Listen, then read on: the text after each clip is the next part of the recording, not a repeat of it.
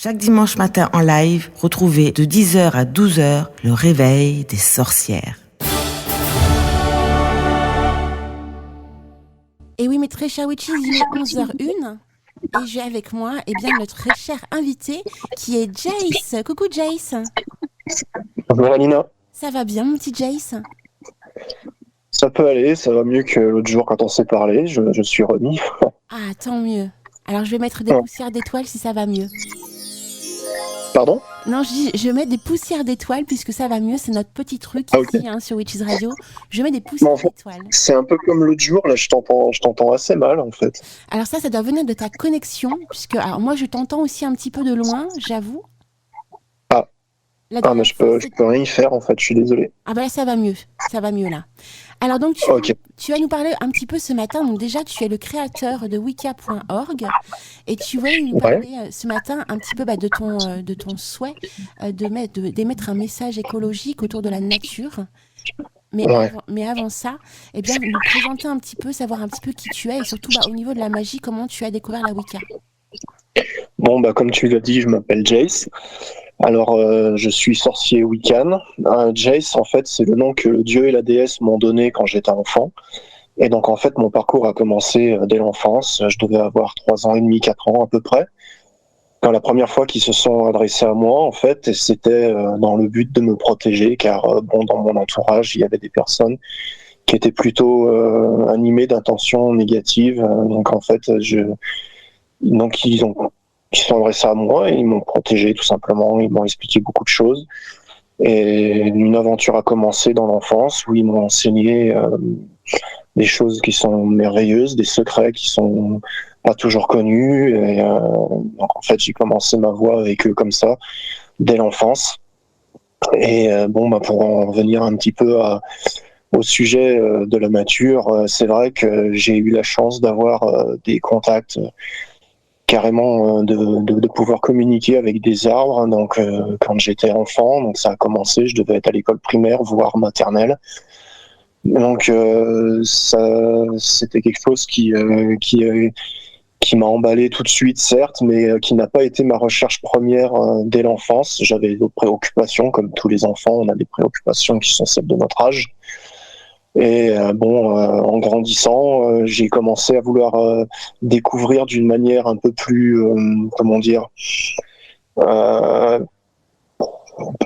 plus directe les choses dont m'avait parlé le dieu et la déesse, et donc à m'intéresser un petit peu à différents courants de religion, de croyances, de différentes pratiques. Certaines qui m'ont permis de me rendre compte que le dieu et la déesse me disaient absolument la vérité depuis toujours. Donc en fait, il y a des courants religieux qui ne m'ont pas plu et d'autres qui m'ont apporté quelque chose. Donc dans tous les cas, même quand ça m'a pas plu, ça m'a apporté quelque chose, ça m'a apporté des arguments pour défendre certaines valeurs. Et dans d'autres cas, ça m'a apporté, comme par exemple la pratique du Qigong, qui pour moi est en quelque sorte une partie de la magie chinoise. En fait, ça fait partie de la médecine chinoise. Qigong veut dire travail avec l'énergie, donc c'est un peu ce qu'on fait en sorcellerie, on apprend à orienter les énergies, à les utiliser. Et donc en fait, avec le Qigong, j'ai appris un peu toutes ces choses, donc que le dieu et la déesse m'avaient déjà enseigné dès l'enfance. Et arrivé à une certaine époque, je me suis orienté un petit peu plus sur la nature. C'était un appel, en fait, on va dire, au plus profond de mon être, donc en fait de m'approcher des plantes et des arbres. J'aimais aller me promener dans la nature, et c'est là que j'ai commencé à découvrir en fait une relation avec les plantes et les arbres comme des personnes avec lesquelles on peut échanger et les voir comme des frères et des sœurs en fait. Et ce qui m'a amené à en venir à vouloir propager ce message d'écologiste de la Wicca, qui selon moi est un message écologiste, où personnellement j'ai découvert que quand on aborde une promenade dans la nature comme étant au milieu de ses frères et sœurs, on commence à voir les plantes et les arbres comme des personnes, comme des frères et des sœurs.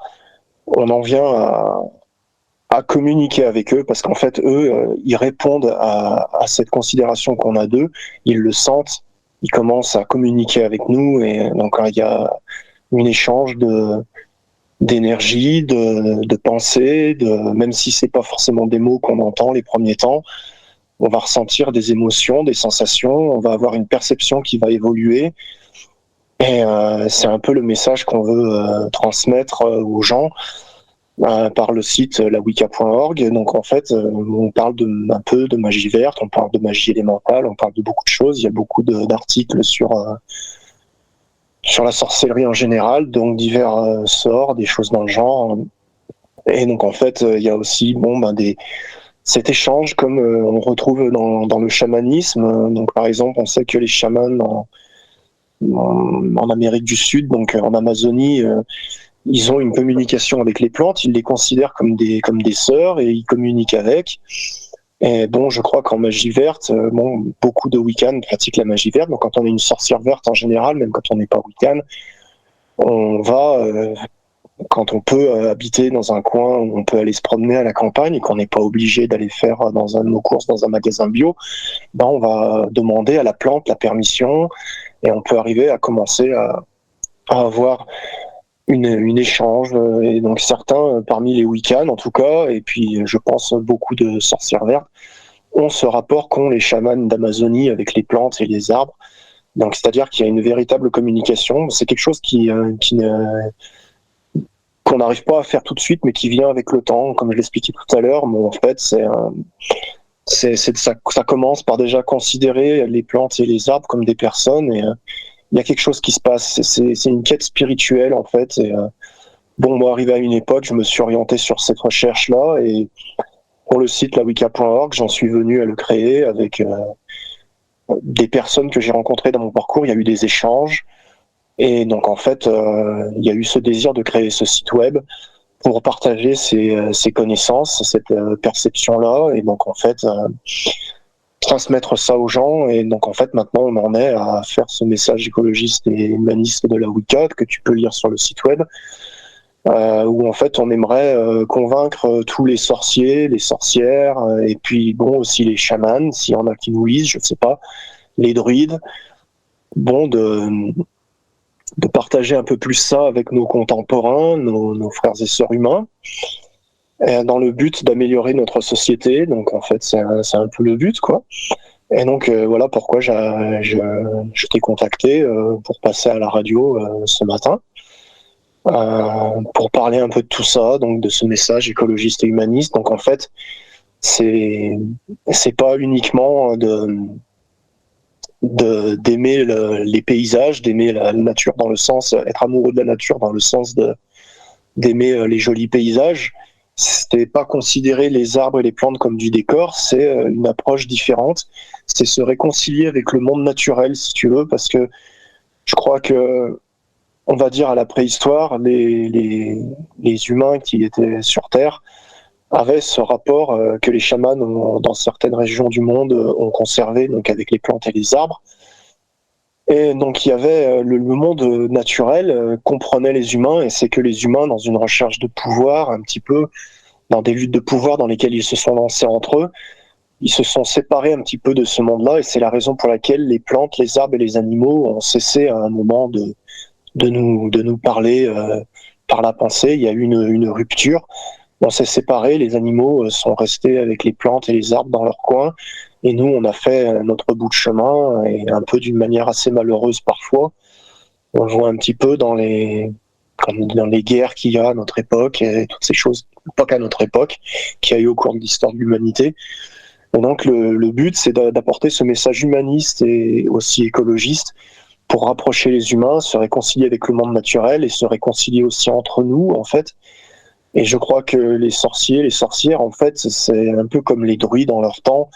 Ils sont censés être des sages dans notre société.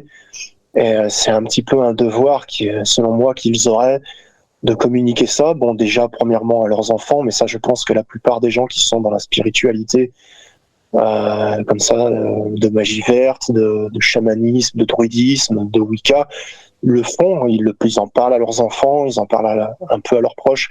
Enfin, dans leurs proches, ça dépend lesquels, parce que c'est vrai qu'on peut être passé pour des extraterrestres. Beaucoup sont obligés de cacher un petit peu leurs croyances. Mais il y a peut-être des moyens de commencer à en parler. parler un petit peu de culture, par exemple, ça peut être un moyen d'aborder ça avec quelqu'un. Tu sais, on peut parler, par exemple, dire à quelqu'un, hein, qu'est-ce que tu penses de ces Indiens d'Amazonie qui ont ce rapport avec les plantes et les arbres et qui vivent en paix avec eux. Donc on peut commencer à aborder des thèmes comme ça, simplement d'un point de vue culturel, et voir comment les gens réagissent. Ça peut être une belle manière de commencer à tâter un peu le terrain et arriver à transmettre par notre manière de parler, du moins s'y efforcer, un petit peu toute cette magie, parce que quand on est en relation avec les plantes et les arbres, comme je le décrivais tout à l'heure, quand on va se promener dans la nature, on est attentif à eux, et en fait, que cette évolution spirituelle commence à prendre son chemin, ça prend forme, on change intérieurement, et on devient, j'ai envie de dire qu'on devient meilleur, en fait. Et ça, le transmettre aux autres, qu'ils arrivent à le sentir dans nos paroles. J'aimerais que ça soit le cas quand je parle, je n'en sais rien. Par écrit, il y a des gens qui me contactent des fois par rapport au site web et qui me disent, il y a eu des commentaires du genre que c'était le message écologiste et humaniste de la Wicca, et il y avait quelque chose de féerique, de magique. Ça donne du courage à continuer, parce qu'on se rend compte qu'on a atteint un petit peu notre objectif. Mais pour l'instant, il y a trop peu de gens qui nous contactent pour nous parler de ce message. Je suis surtout contacté par des gens qui demandent des rituels, qui demandent une aide, qui demandent des renseignements de ce genre, mais peu de gens m'abordent sur le message écologiste et humaniste de la Wicca. C'est un peu dommage, parce que on aimerait vraiment qu'il y ait un changement, donc peut-être que si on pouvait transmettre une image différente de la sorcellerie et de la Wicca que celle qui a été transmise sur les chaînes de télévision dans les années 80 et 90, où il y avait des sorciers qui pratiquaient des envoûtements, parfois dans le but d'handicaper des gens. Ça nous a porté préjudice, toutes ces émissions de télévision, c'était pour faire sensation, et donc en fait ça a donné une mauvaise image de ce qu'est la sorcellerie.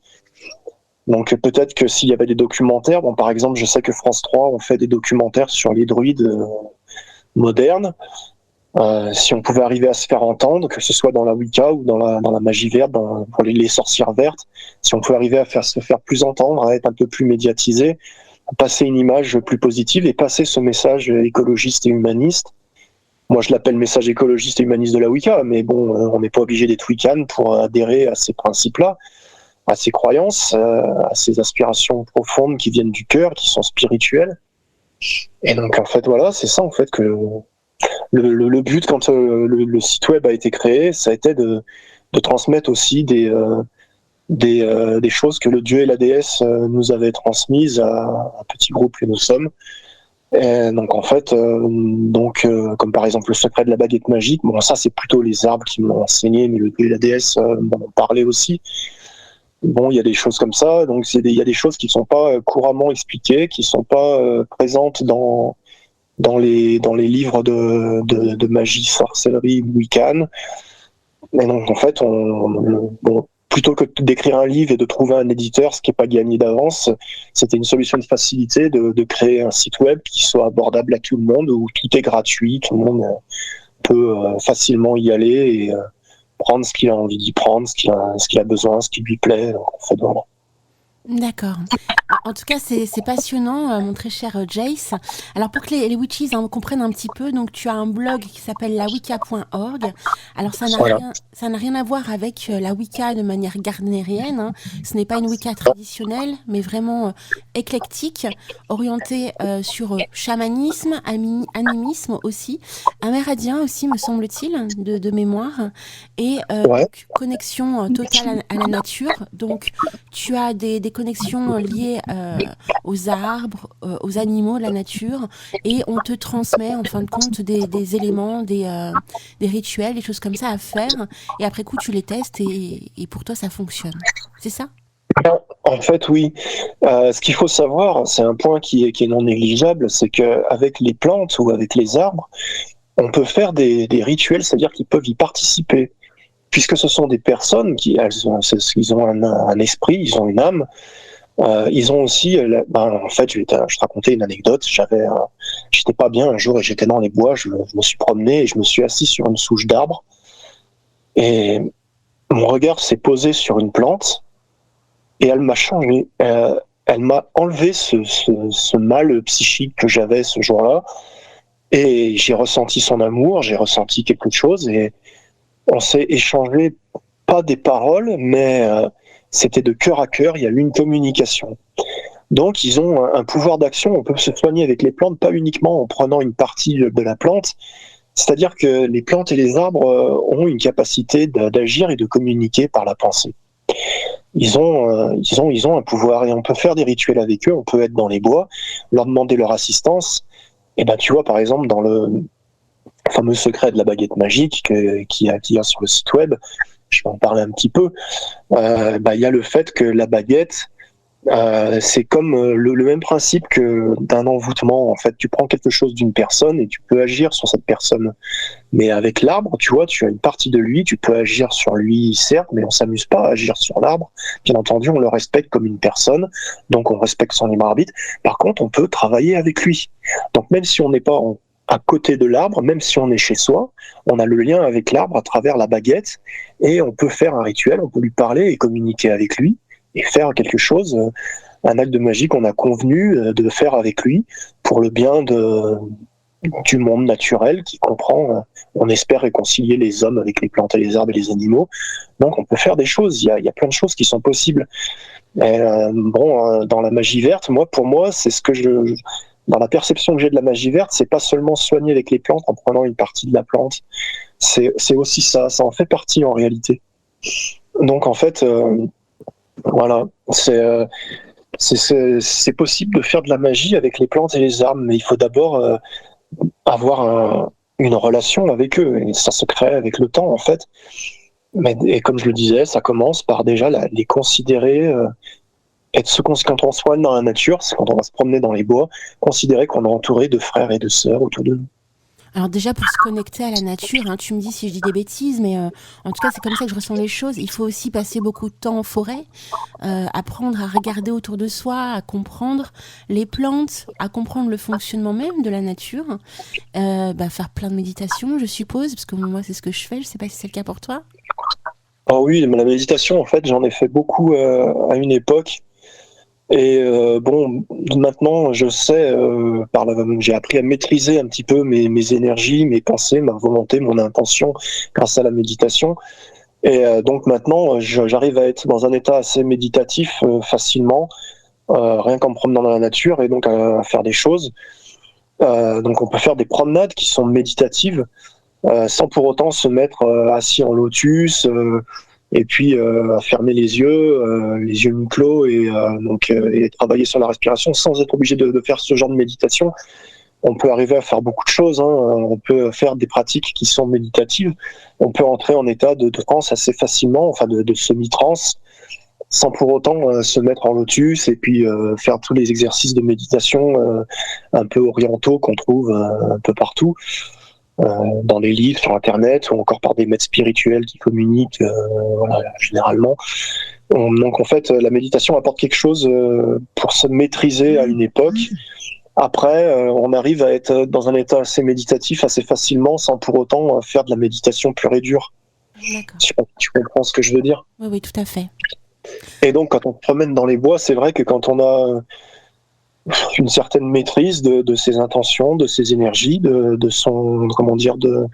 ses émotions, de ses sensations, on n'a pas besoin d'être toujours de faire d'une méditation tous les jours de 15 minutes, 20 minutes, comme certains font, une demi-heure. On n'est plus obligé de faire ça au bout d'un moment, en fait.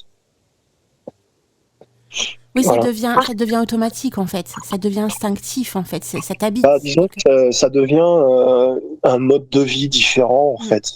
Avec le temps, on se forge. Et puis, en fait, ce qu'il faut savoir aussi, c'est que quand on est dans la nature, c'est apaisant. Oui. Donc, c'est propice à la méditation. Et le lien, même quand on habite en ville, regardez, prêtez attention aux arbres et aux quelques plantes qu'il y a d'une manière différente, que juste ils sont là, on passe à côté, on les regarde pas. ça change quelque chose aussi, hein. Ça apporte quelque chose. On peut s'y retrouver aussi, même quand on habite en ville. Enfin, ça dépend quelle ville, hein, ça dépend. Il y a des grandes villes où il n'y a pas beaucoup d'arbres. Si, il y a des arbres dans toutes les villes, hein, mais on trouve toujours des parcs aussi. Hein. Donc, quand on habite en ville, on peut aller dans un parc, hein, il y en a. Ça, c'est toujours aussi agréable. D'accord. Alors, pendant que tu nous expliquais tout ça, on a reçu un message de Thalassa. C'est un auditeur de la radio. Hein, on est sur le chat. On échange, on papote. Et Thalassa nous dit « Alina, peux-tu demander à ton invité ce qu'il pense du livre « La vie secrète des arbres » Est-ce un livre utile ? La vie secrète des arbres, alors je ne l'ai pas lu. Moi, étant donné que j'ai fait ma recherche directement au contact de la nature, j'ai pas nécessairement acheté des livres sur tout ça, en fait. Donc, pour les auditeurs, il vaut mieux éviter de demander des conseils sur les livres. Moi, ceux que j'ai aimés personnellement, si je dois parler de livres, j'aime profondément le guide complet de la sorcellerie selon Buckland. Il y a beaucoup de choses très intéressantes et en général, il aborde les choses d'une manière assez...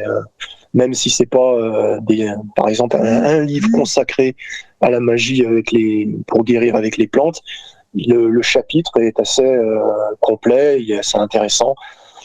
Voilà, ça c'est un très bon livre. Moi, je pourrais conseiller des livres sur la Wicca, mais voilà, j'ai pas acheté des livres parce qu'en fait, les livres, en fait, ils sont assez rares qui parlent de cette approche des plantes. En fait, il faut plus s'orienter sur des livres sur le chamanisme que sur des livres sur la Wicca. Dans la magie verte, il y en a peut-être, probablement, mais je ne les connais pas. Moi, j'ai beaucoup aimé, par exemple, le manuel du chaman de Denise Linn. C'est un très bon livre. Il y a des très belles choses. On sent que la femme ressent ce qu'elle enseigne. Elle l'a ressenti. C'est un très bon livre. Donc, le manuel du chaman de Denise Linn, ça, c'est un livre que je conseillerais énormément. C'est vraiment un très, très bon livre. Tu as lu le livre de Scott Cunningham, l'encyclopédie des plantes magiques ? Ah, je l'ai chez moi, oui. Il est très bon aussi. Ouais, c'est un bon livre. Scott Cunningham, c'est un auteur qui est très respecté et qui a apporté beaucoup, pas seulement à la Wicca. Bon, il y en a certains qui le critiquent un petit peu, comme quoi c'était pas un vrai sorcier. Mais quand on lit ses livres, il y a des choses quand même assez sérieuses. Moi, il y a des choses sur lesquelles je suis pas d'accord, comme j'ai pas envie de critiquer parce que c'était un homme qui avait l'air très gentil. Mais c'est vrai que dans la magie, ces 2 livres sur la magie élémentale, il y a des trucs qui, selon moi, ne sont pas de la magie élémentale, même si on fait appel à un élément naturel.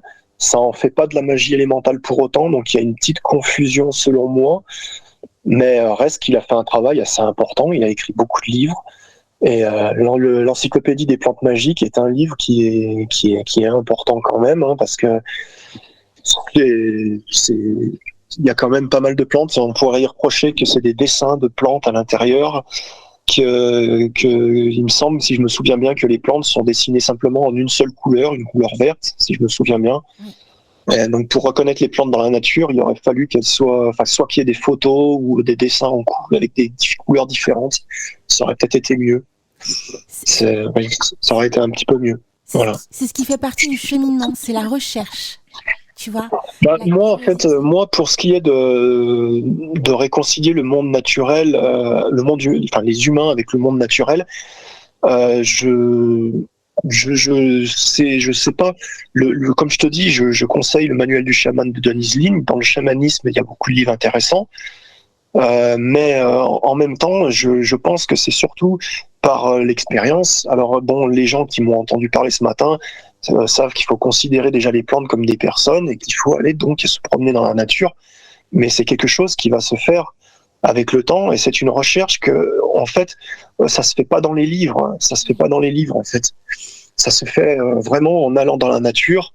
Et il faut prendre le temps. Il faut pas se dire je me fixe un objectif, j'y vais, je suis déterminé. Non, il faut laisser les choses se passer. Et ça prend du temps. Hein. Ça vient pas du jour au lendemain. Mais ça commence par déjà, je le dirais toujours, aborder les plantes et les arbres comme des frères et des sœurs. Alors, il faut vraiment se dire, quand on est dans la nature, je suis entouré de frères et sœurs, il faut les regarder comme tels, tout simplement. Oui. Alors j'ai une question qui n'était pas prévue dans le plan, mais enfin je trouve ça passionnant ce que tu expliques, parce que je suis aussi très très proche de la nature, comme beaucoup d'éditeurs d'ailleurs, on est très marqués sur la nature. Personnellement, alors moi quand je vais en forêt, que je sais que je vais m'y connecter, que je vais faire certaines choses d'art magique, je prends ma petite clochette, je fais teinter ma petite clochette pour que l'énergie, non seulement mon énergie, mais aussi l'énergie de la nature soit en symbiose avec moi. Je sais pas si tu fais la même chose aussi, mais moi je fais la danse de la cueillette. C'est-à-dire que quand je sais que je vais aller récupérer des plantes, je danse en fait. Je fais une danse symbolique qui pour moi est une offrande en fait que je fais pour remercier la plante. Est-ce que tu es dans le même esprit toi aussi? Alors moi personnellement, quand je reçois quelque chose d'une plante, d'un arbre, que ce soit spirituellement ou quand je récupère quelque chose, une feuille ou une branche, enfin pas sur, je prends ce qui est par terre. Hein. Je ne vais pas couper une branche sur un arbre, je tiens à le préciser. Personnellement, je passe ma main dans les cheveux pour récolter des cheveux, parce qu'on a toujours des cheveux qui tombent, et je les mets en terre au pied de l'arbre ou de la plante en guise d'offrande, tout simplement. C'est ce que je fais. Et quand je le fais, bien sûr, j'y mets une intention, j'y mets de l'amour et je parle. C'est ma manière de procéder. Je parle à la plante et je lui dis c'est pour toi, et je lui parle et je lui envoie de l'amour. C'est une manière de se mettre en lien avec elle. Par exemple, je prends quelque chose de toi, mais je te donne quelque chose de moi. Parce que plutôt que de mettre personnellement, moi, plutôt que de mettre une pierre semi-précieuse que j'ai achetée dans un magasin en guise d'offrande, je trouve ça logique que j'ai quelque chose comme mes baguettes. Bien sûr, je les ai pas coupées sur l'arbre, simplement il y a eu un orage, la branche a cassé, j'ai récupéré la branche. J'ai offert des cheveux, ou aussi mes ongles. Quand je me coupe les ongles, je les mets dans un petit sachet, les rognures d'ongles, plutôt que de les jeter à la poubelle. Et après, quand je garde mon petit sachet avec moi quand je me promène dans la nature. D'accord. Et donc en fait, je peux mettre des ongles ou des cheveux en guise d'offrande. Oui, tu prends une partie de la plante et tu lui offres une partie de toi. Je lui offre une partie de moi, tout simplement. Ouais. C'est comme je disais, avec la baguette, après on va pouvoir agir avec l'arbre, avec une baguette magique. Et on a quelque chose de lui, ça fait un lien avec lui.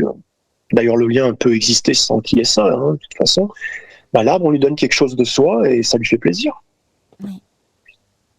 Non, mais écoute, à mon avis, c'est un meilleur cadeau que de mettre une pierre qu'on a achetée dans un magasin, en fait. Oui.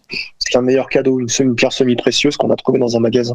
C'est un meilleur cadeau, à mon avis, de mettre quelque chose de soi. Parce qu'on le fait avec amour, je te donne quelque chose de moi, et c'est une échange avec l'arbre ou avec la plante. Ok. Non, mais c'est vraiment une belle vision, je trouve. Une façon de penser aussi, d'être, de réfléchir sur l'offrande, en fait. Ne serait-ce que l'offrande. On offre, et offrir, il n'y a rien de plus beau, quoi. Donc, c'est magnifique, Jace. Merci à toi. Alors, on pourrait te retrouver où? Est-ce que tu as, je sais pas, des news, de nouveautés à nous transmettre avant qu'on finisse l'interview? Alors oui. Alors c'est le week-end prochain, de vendredi à dimanche, donc du 21 au 23 avril. Il y a les assises de la druidité à Pléneuf-Valandré. C'est en Bretagne, c'est dans les Côtes d'Armor. Donc c'est organisé par le druide Brandu. Donc il est assez connu. Alors ce qu'il faut savoir, c'est que il y aura le premier jour Pascal Lamour qui fera une conférence. Donc Pascal Lamour, c'est un druide qui a écrit pas mal de livres sur le druide, très intéressants sur le druidisme. Et donc il fera une conférence dont le sujet est la fonction druidique ovatique et les rapports avec le monde végétal. Donc ça parle exactement de ce qu'on a expliqué aujourd'hui. Et ça sera suivi d'un débat. Donc ça aura lieu entre 9h30 et 10h45. Donc le 21, le vendredi 21. Alors, vous pouvez trouver ça sur le programme des Assises de la Druidité se trouve sur le site Les Dits du Corbeau Noir, donc lesditsducorbeaunoir.com. Mais vous trouvez aussi Pascal Lamour sur son site web à lui, pascallamour.com. Donc Pascal, bien sûr, il faut mettre 2 L, un L pour Pascal, la femme Pascal, et un L pour l'amour. Donc pascallamour.com. Donc en fait il nous met au courant des assises de la druidité, de son passage, de ce qui va avoir lieu. Et donc en fait Bon, le site de Lady du Corbeau Noir, en fait, explique un peu plus tout le programme. Et bon, vous pouvez trouver aussi des renseignements sur le site côtedarmor.com. Et à mon avis, ce qui est très intéressant et qui tient très à cœur à Brandu lui-même, c'est que le dimanche, le 23 avril 2023, à 9h, il y a un débat général, druidité et changement de société à venir. Donc quand on voit un petit peu, c'est vrai que notre société est un peu malade. Et donc là, ils vont parler de l'apport du monde traditionnel dans notre société, ce qu'il peut apporter. Donc c'est un petit peu la croisade de Brandu. Donc en fait, c'est son objectif de parler de tout ça. Donc il y aura plein de belles choses aux assises de la druidité.